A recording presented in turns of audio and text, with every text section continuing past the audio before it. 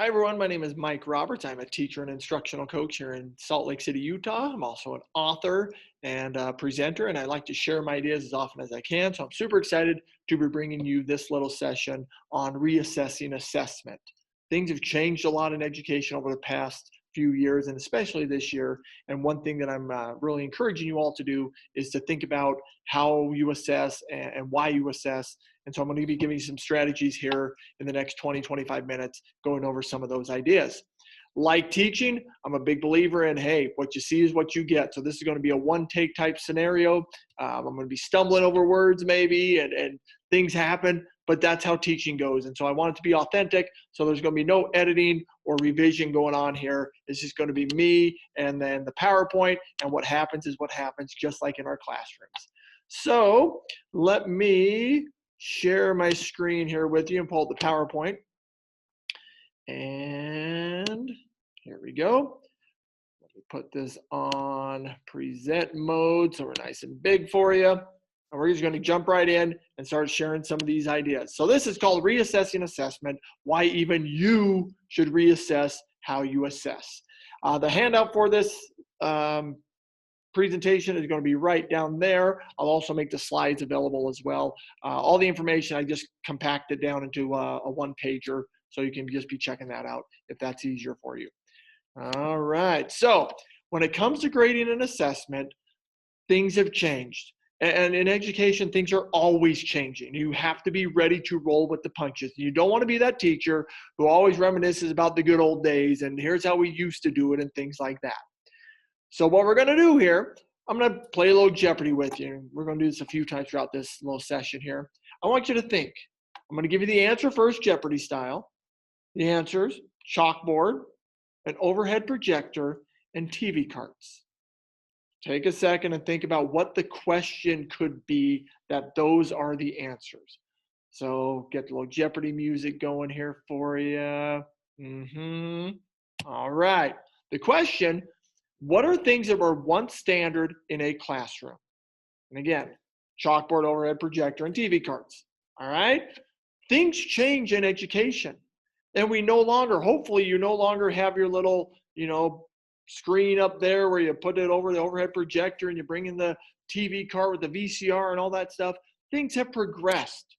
And yet, some of the systems that we use in terms of grading haven't. And that's what we'll be talking about here as we get going a little more. Next, round two, the Sony Walkman, the Nokia phone, and AOL. And over here is a little hint for you. That is Ricky Martin, in case you don't know. So, Sony Walkman, the Nokia phone, AOL, and Livin' La Vida Loca is the answer. The question: what are things that were popular in 1999? I bring up 1999 is because that is the year I started teaching. All right? So things have changed a lot. I used to have almost that exact brick little Nokia phone right there.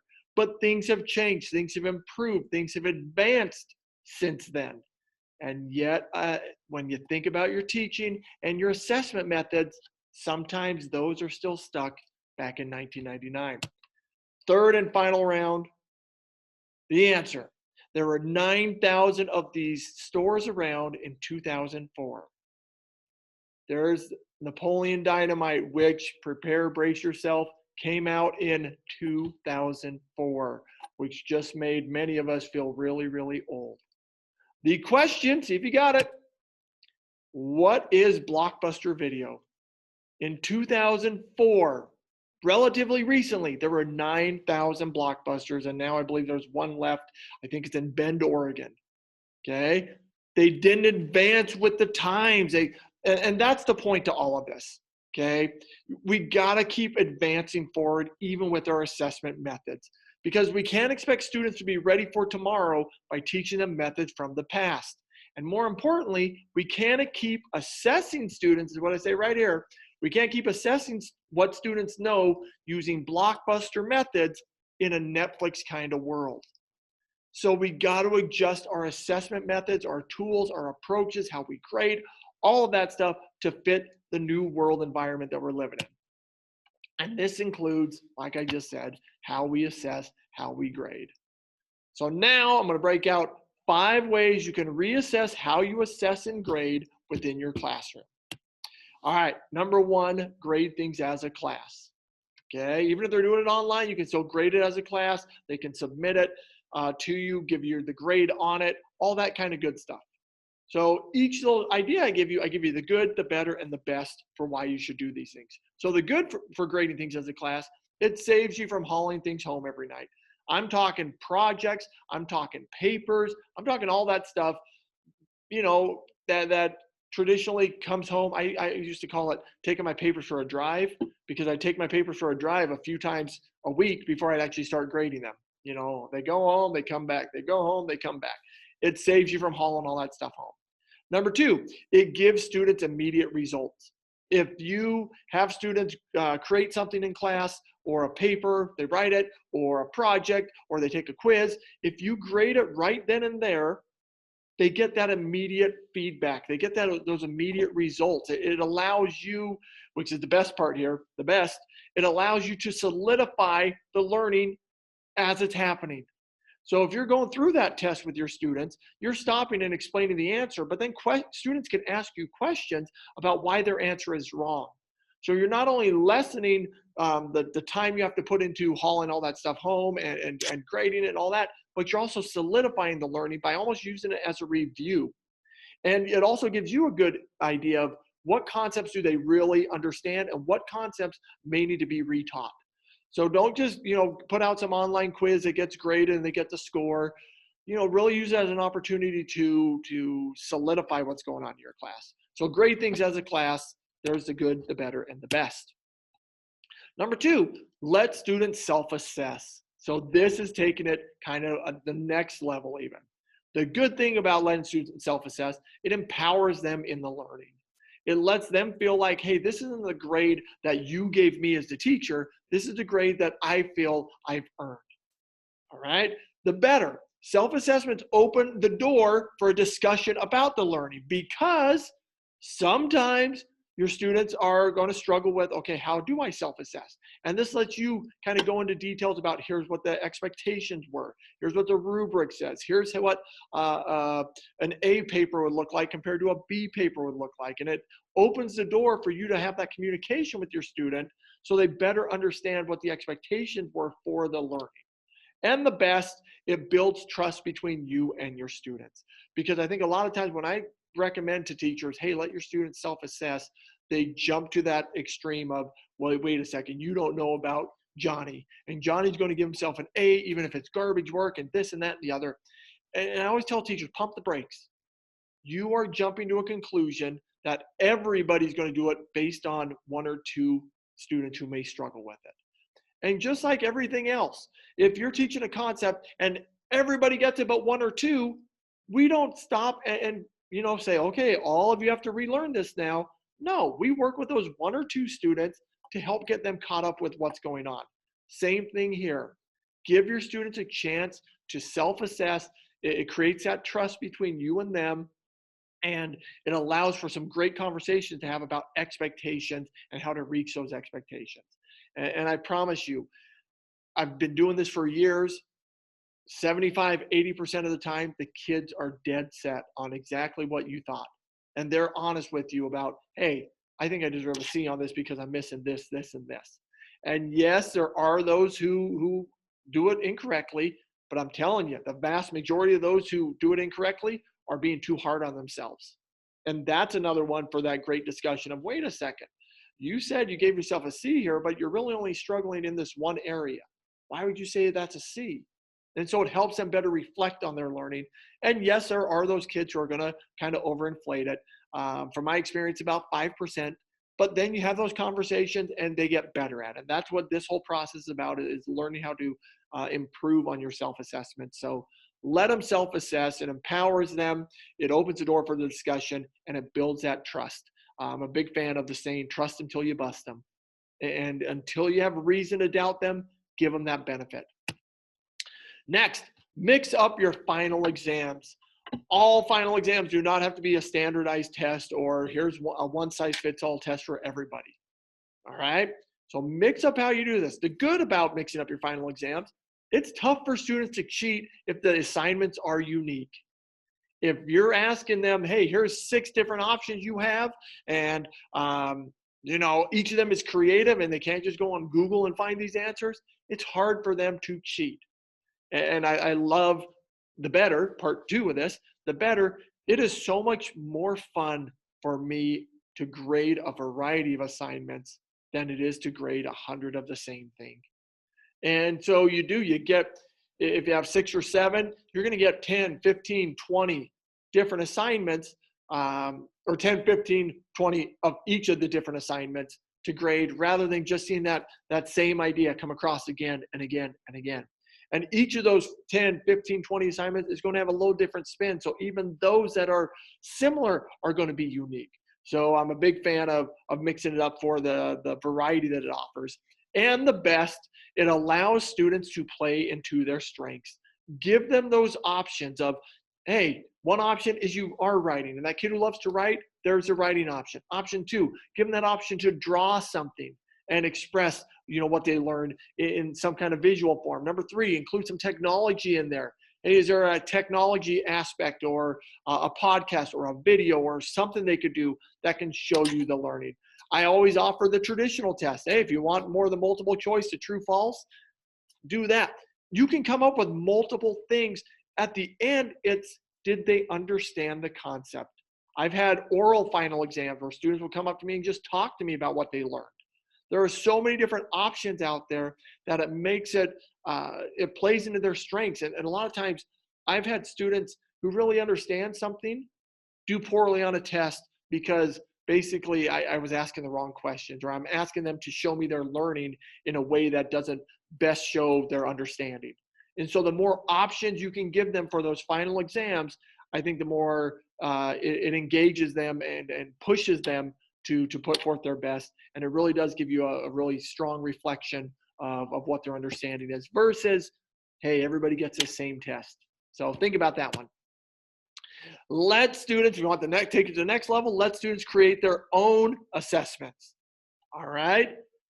Woo! Next level stuff here okay, let me walk you through this. The good, it's tough for students to complain about the assignment when they're the ones who created it. You ever hand out an assignment and kids are like, oh, Robert, are you kidding me? What? Look, if you give them that option, hey, you do what you think. Now, you're still making sure the learning targets are being hit. So you're still setting that up and saying, here's what you need to cover. You need to make sure you do this. You need to make sure you do this. You need to make sure you do that. But how you do all that stuff, you leave up to them, or how they do all that stuff, you leave up to them. I always give them the reference, there's lots of ways to get to the top of the mountain. If you're on a trail, there's usually side trails and this and that, and you can get there a variety of ways. Hey, all I care about, did you get to the top of the mountain? How you got there, that's up to you. So the good is it's tough for students to complain about the assignments when they're the ones who created it. The better, it helps them analyze, synthesize, and create. So all level 4 DOK, depth of knowledge things there, because they're thinking through it. Rather than just saying, here's what you have to do, and they do it, they're coming up with those ideas. They're like figuring out, how do I connect this text with this idea that I want? How am I going to create a project? And that's what we want. We want those higher level things for our students. We want our students to become critical thinkers and be able to analyze something and combine things. And by letting them create it, they come up with a lot cooler stuff than I've ever been able to think of, because I'm thinking of it as, hey, I'm a 47-year-old dude. Here's what I think would be cool. They're thinking of it as, for my group, junior high kids, kind of that 13, 14, 15-year-old. Well, they're piecing it together and they're able to make it much more relevant and meaningful to themselves. And the best, which is what I just talked about, it makes it much more meaningful and relevant. And when you care about what you're doing, you're more apt to put in more effort into doing it well. And so I think a lot of times we come up with assessments and we think, well, here's what I want them to learn, and I'm going to try to make it cool and see if it will drag them along. This way, they come up with what's cool, and you're saying, here's what you have to include. So they already have the buy-in into what they're doing because they're in charge of that, and then they're just dragging along what you want them to learn versus the other way. So letting students create their own assessments Super scary at first. Try it. The end results, I think you will absolutely be blown out of the water. Now, you do have to also, be checking in with students and guiding them through the process a little bit, because sometimes they'll say, I want to do this. And in reality, it's like, look, you can't build a skyscraper in a week and a half. You just can't. Sorry. All right. But other times they'll say, I want to do this. And you're like, look, that's great, but that's like a 10-minute activity. So you got to coach them through some of this stuff. So you're still involved in what's going on, but you're just a little looser on the reins and letting the horses run a little bit. I will say, I usually make this one of the options, going back to our previous slide there of giving them choice. One of the options is create your own, but I also have one of the options be, that I go a little more traditional, because this is hard for some students to really think that far outside the box. So you also want to have that kind of balance of new school and old school here, but letting students create their own assessments, I'm a huge fan of. I hope you try it. I would love for you to send me emails and say, hey, Roberts, I tried it and it was great. And if it crashes and burns, send me emails as well, and I will send you my condolences. All right. Another one, let students improve their work. All right. The good of letting them do rewrites or resubmit things, or whatever situation you may be in, it focuses on the learning rather than the grade. You're saying, hey, even though you're at a B, I still want to see that progress. You're saying, even though, you're struggling right now, you can be moving ahead.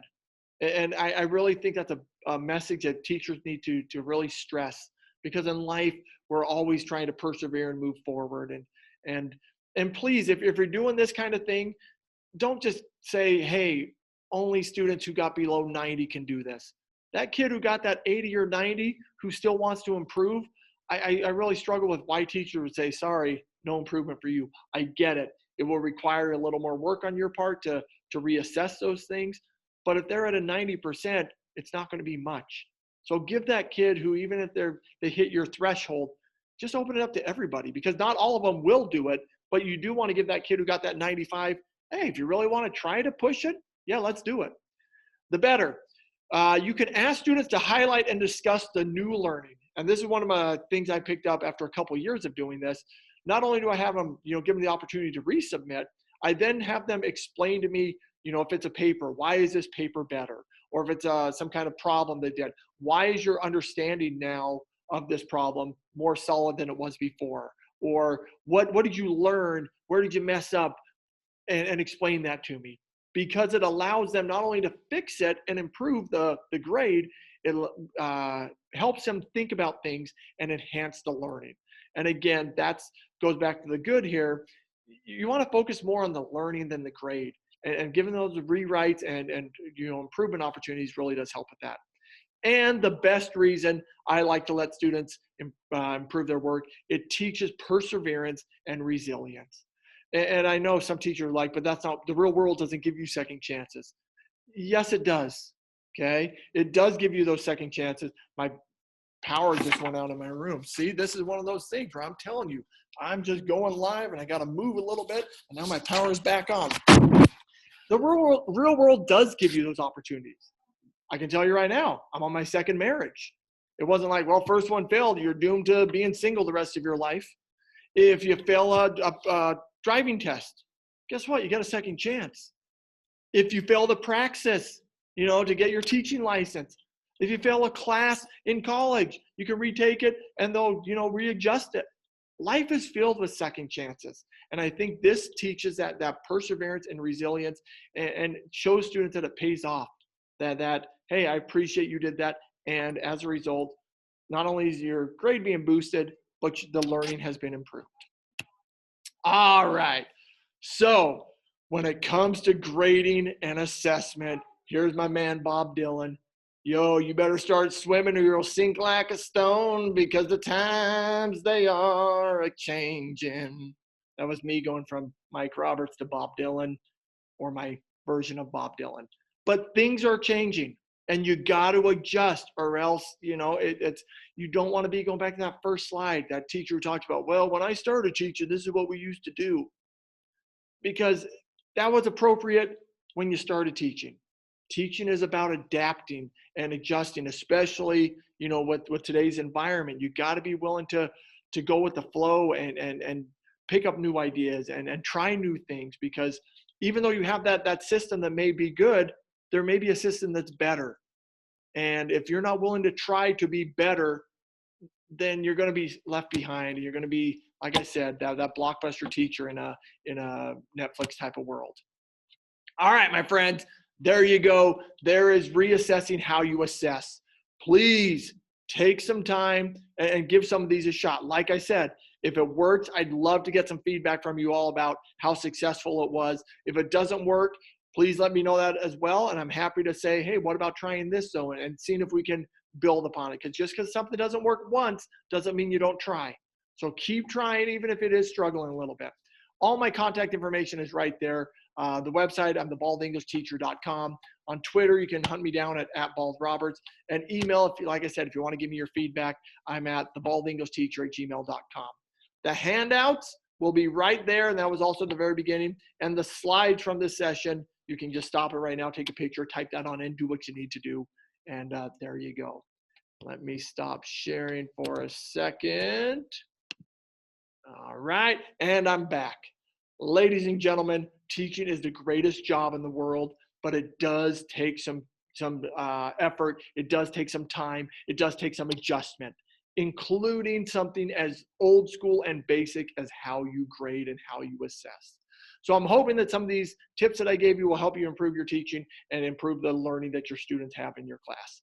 So, ladies and gentlemen, my name is Mike Roberts. It has been my pleasure to present some ideas to you. If you have any questions whatsoever about this video, any of the other videos I've done, or just anything in general, feel free to reach out to me, and I'm happy to respond to you. So thank you very much for your time. I hope you all have a great year teaching. Thank you. Bye-bye.